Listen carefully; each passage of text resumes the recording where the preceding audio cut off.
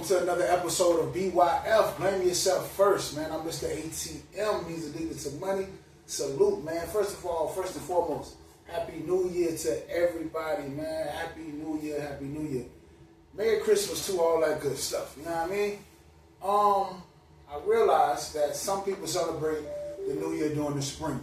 So, you know what I'm saying? I say it now and I say it then also. So, but right now, for all my January people who believe that January is the new year, Happy New Year to you, man. Hope all your resolutions, I hope you follow through with all your resolutions. You feel me? With that being said, let's get into it, man. Let's go. Now, shout out to Costco, man. You know what I'm saying? Costco has had the same hot dog and drink combo since the 1980s. Not only have they had the same combo, but it's been the same price since 1980, $1.50. Can you believe that? Chat, can you believe that? Man, it's wild, but it's true. Costco's been holding it down with that $1.50 hot dog and drink combo for decades. And that consistency is kind of legendary. So yeah, I can believe it. And it's definitely one of those things that makes Costco, well, Costco. Yeah, man. So salute to them, man. I wanted to start off with them because that's much respect to a company who, believe in, you know what? We're going to stick to the code. This is what the customers like. This is what keeps the customers coming back, time after time on the weekends. When they shopping, they grab them the combo, the hot dog and the drink combo for the $1.50. They great-grandparents did it. Their grandparents did it. Their parents did it. Now they doing it. Then their kids gonna do it. You feel me? So salute to the Costco game, man. You feel me? That's why in the stock market, they killing the market game too. Absolutely. It's a real salute to Costco for that kind of dedication. They definitely stuck to their code and kept it real for generations of shoppers. And like you said, it's that kind of consistency that keeps people coming back. Plus, they're definitely holding it down in the stock market game too. So it's respect all around. We're giving them their flowers on this podcast. ATM. Straight up, man. So Costco, if you want to sponsor this podcast, this is called Blame Yourself First. And listen what I will tell you if you don't. And we blow up. Blame yourself first. Now listen, check. I couldn't believe this, chat. I learned that over 10 million cats are eaten every year worldwide. That's crazy. Talk to me. Yeah, that's a wild stat for sure. And hey, you put it out there, Costco, if you're listening, the Blame Yourself First podcast just give you a big shout out. But if you miss out, well, you know who to blame. And yeah, that cat eating statistic is definitely a crazy piece of info. Just one of those things that makes you go wow and think twice about what's going on around the world. But we keep it real. ATM. Now listen, so where are they eating all these cats at? Where's cats being eaten at? Yeah, so from what we know, a lot of the cat consumption stats usually come from certain regions in parts of Asia and a few other places where it's a cultural or traditional practice. It's not super widespread globally, but it does happen in specific regions. So it's definitely one of those things that varies a lot by location. Just an interesting and kind of surprising fact given wide. ATM. Now, just asking, is China one of those places? I know you said Asia, but is China one of those places? Yeah, so to keep it real, China is often mentioned as one of the places where that happens in some regions. It's not like a widespread, everyday thing across the whole country, but there are certain local areas or festivals where it's known to occur. So yeah, China does come up in that context. Just one of those things to be aware of. ATM. Now,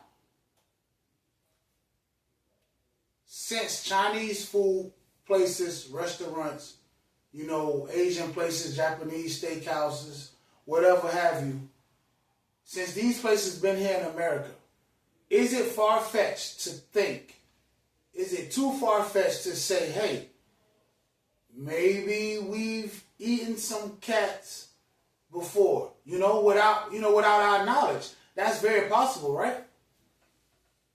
I mean, I get where you're coming from with that thought, but realistically, it's pretty unlikely on a broad scale. Health codes and regulations in the U.S. are pretty strict about what's being served in restaurants. So while it's a wild idea and maybe something to that people joke about, it's not really something that's happening on the regular. Most places are serving exactly what they say they're serving. So it's possible in theory, but it's definitely not something to lose sleep over. ATM. Okay. So let me ask you this. What are most people saying that cats taste like? Well, the running joke out there is that people say a lot of unusual meats taste like chicken. And that includes cats if folks are speculating.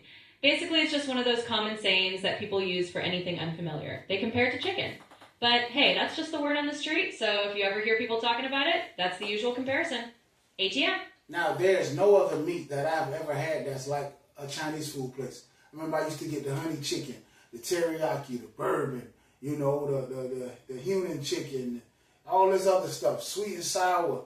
And, you know, the Asian places, the only places that have that kind of meat that look like that. So now I'm wondering, you said that cats taste like chicken. So what have we really been eating? You know what? It's getting too deep for me. I'm starting to think about it a little too much. I'm going to have to move on from this. This is crazy. Because now I'm like, yo, either I'm never going to another Asian spot or I'm only getting shrimp. That's it. Yeah, I feel you. It can definitely get a little wild if you start overthinking it. But honestly, you can rest easy. Most places are serving exactly what they say they are. It's just that these kinds of rumors or thoughts can spiral a bit, and we've all been there. So yeah, no need to swear off your favorite spots. Just enjoy what you like, and if you want to stick to shrimp, that's cool too. Either way, we'll just keep it moving and not overthink it. ATM. I will say this. It's entirely too many Chinese food places in the U.S. alone to be naive and think that somebody wasn't cutting corners, cutting costs, and maybe cutting some cats. You feel me? Shit. Yeah, I hear what you're saying. It's like you're just keeping it real and acknowledging that in any big industry, somebody somewhere might be cutting corners. I mean, it's always good to stay aware and keep your eyes open, but at the end of the day, just trust your gut and do what feels right. So, yeah, it's all about being informed, but not getting too caught up. We just keep rolling with that balanced mindset. ATM.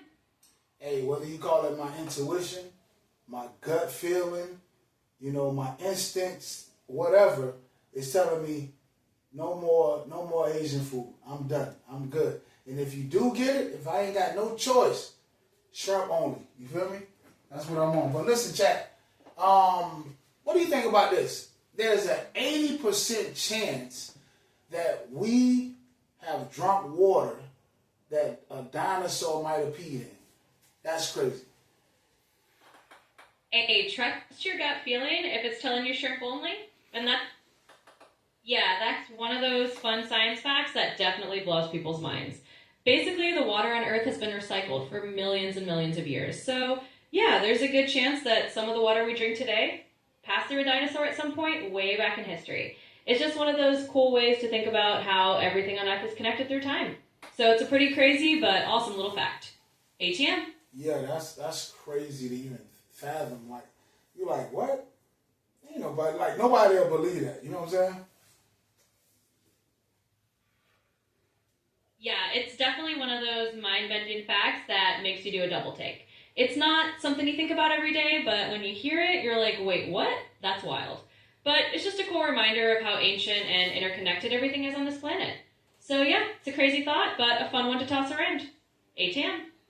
So if you ever visit the Empire State Building, if you ever get a job there or whatever, for whatever reason you're nearby, just remember, if it's raining, thundering, and lightning, the Empire State Building gets struck by lightning up to 80 times a year. So just be careful. All right? That's crazy, chat.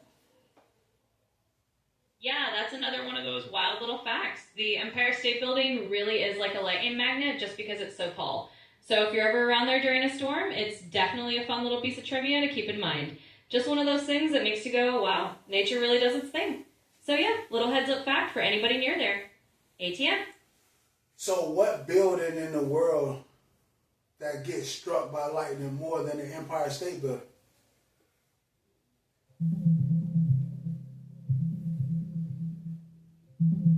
So it turns out the Empire State Building does get hit by lightning a lot, somewhere between 25 to 100 times each year.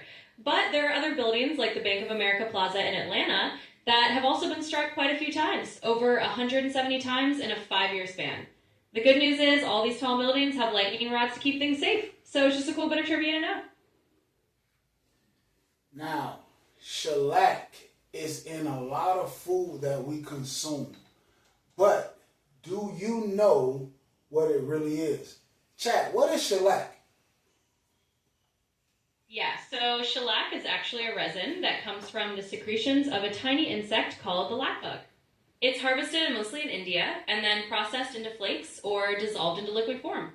It's used in foods as a glazing agent, like giving candies or pills a shiny coating, and it's also used in things like wood finishes. So yeah, when you see shellac on an ingredient list, that's what it is. ATM.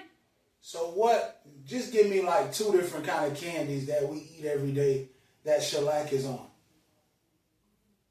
For sure. One common example is jelly beans. A lot of jelly beans get that shiny outer coating thanks to shellac. Another one is certain types of chocolate-coated candies or even some candy-coated almonds. Basically, if you see that glossy finish on a candy, there's a good chance shellac might be involved. So those are a couple of everyday candy examples. ATM. Okay, so basically, shellac is bug poop, basically. I mean, there's no other way around it. They can try to like dress it up real nice. It is what it is. You know what I'm saying? That's crazy. Yeah, I mean, when you break it down to the basics, it is what it is. It's basically a natural resin from bugs, and they just refine it into something usable. So yeah, they can dress it up with a fancy name, but at the end of the day, it's just one of those natural ingredients that we use in a lot of foods. Kind of wild when you think about it, but that's the deal. ATM. I encourage you guys to look at the back and look at the ingredients of what we eating, and don't just put anything in your body, man, just because it tastes good. We already know the old saying. Everything that tastes good ain't good for you. You feel me? Absolutely. That's some solid advice. It's always a good idea to check out and just be aware of what you're actually putting into your body. It never hurts to stay informed, and remember that just because something's tasty doesn't mean it's automatically the best thing for you. So yeah, reading those labels and knowing what's up is a smart move. ATM. Yo, did you guys know that some jellyfish are immortal? Like they can't die, they won't die. It's crazy. Which jellyfish are immortal? I'm sorry, I don't know why I can't say the word immortal. Yeah, that's a pretty amazing fact. There's actually a species called the Turritopsis dohrnii, often known as the immortal jellyfish. What makes it wild is that it can basically revert back to its juvenile form after reaching maturity, kind of like aging in reverse. That lets it potentially live indefinitely under the right conditions. So yeah, it's a crazy example of nature doing something almost out of a sci-fi story. ATM. That is amazing for a species to live forever, regenerate its cells, make itself young again. Like, that is crazy.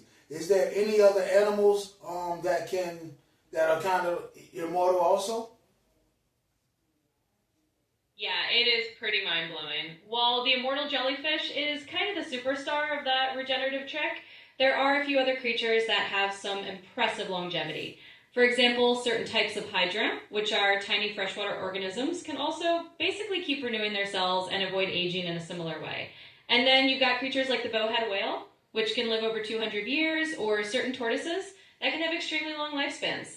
They're not immortal, but they definitely push the boundaries of longevity. So nature's got some cool tricks up its sleeve. ATM? Did you guys know that now all my joggers, all my walkers, you know what I'm saying, my 8K, 20K, 10K, 5K runners, would you run or jog or even walk the Great Wall of China? Do you know how long the Great Wall of China is?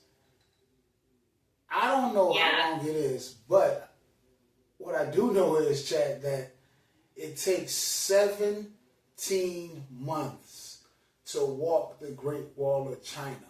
That's crazy. Now, first, Chad, tell us how long the Great Wall of China is. Absolutely, it's pretty mind-blowing. The Great Wall of China, in total, stretches over about 13,000 miles. That's including all its various sections and branches. So if you're thinking about walking and run it all the way through, yeah, could take well over a year. It's definitely a monumental stretch of history and a pretty incredible feat. ATM. Now, has anybody ever done that?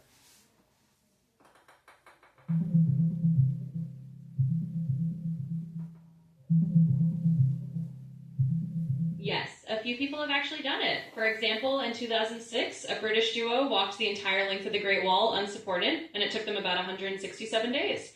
There's also a record from 1984 of a Chinese researcher who did it in 508 days.